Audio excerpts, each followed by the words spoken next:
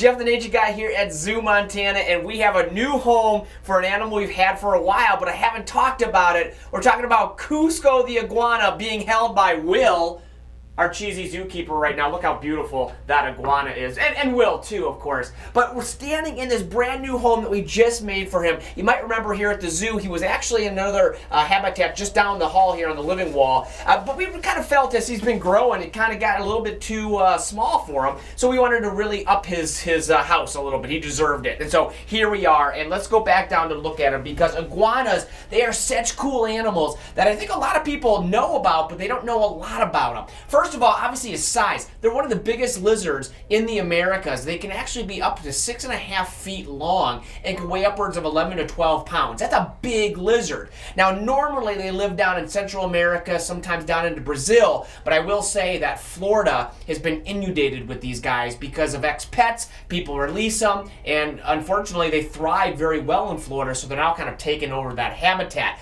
But here's one of my favorite things about iguanas. They have 3 eyes.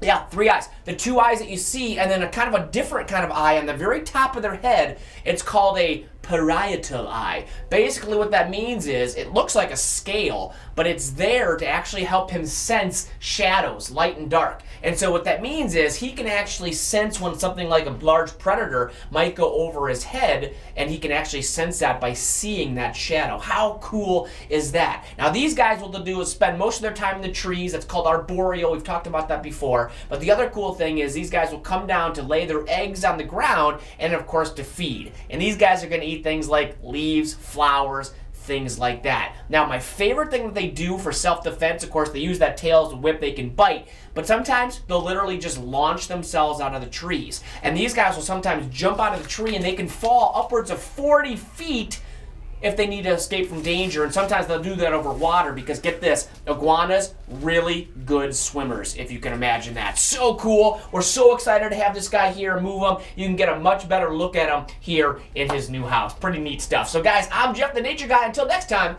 we'll see you at the zoo.